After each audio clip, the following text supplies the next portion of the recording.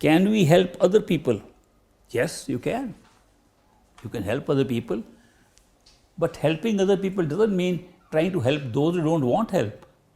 Trying to persuade people to do something they are not interested in. It's not something to convert people into something. But if somebody is anxious, curious, eager to learn something, help. But remember, your own personal experiences, you must digest them up to a point when they are so full that the overflow can be shared with others. Supposing, again taking the example of a cup, I got a cup, I got a few drops of rain in it. I'm going to share, here they are.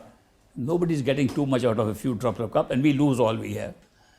But if the cup is full and still raining, it overflows, and that's the kind of help you should give to others.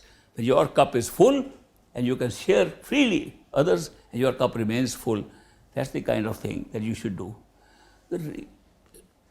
In many traditions, they say your personal experiences should not be shared, because when you share an experience, something in you, the mind appreciates being noticed and the ego gets a boost.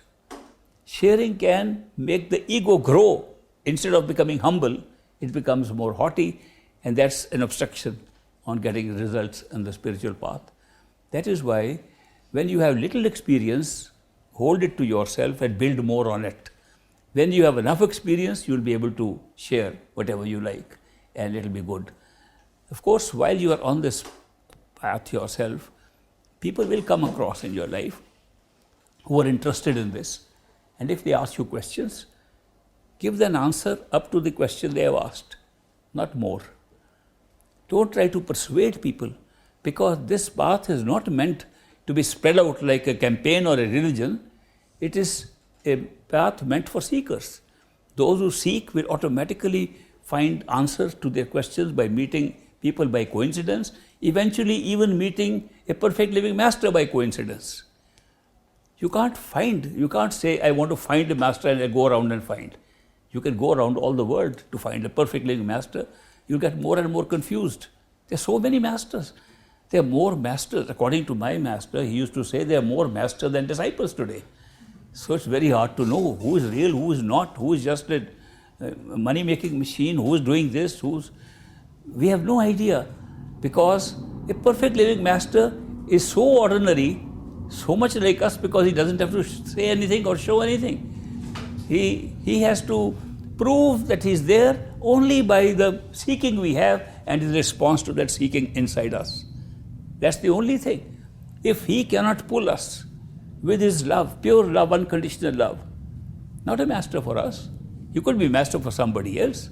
So the sign of a perfect living master who is your master is that he has to find you, not that you have to find the master. In India we say, when a chela is ready, a guru appears. When a disciple is ready, the master appears. They don't say when a disciple is ready, he can find a master.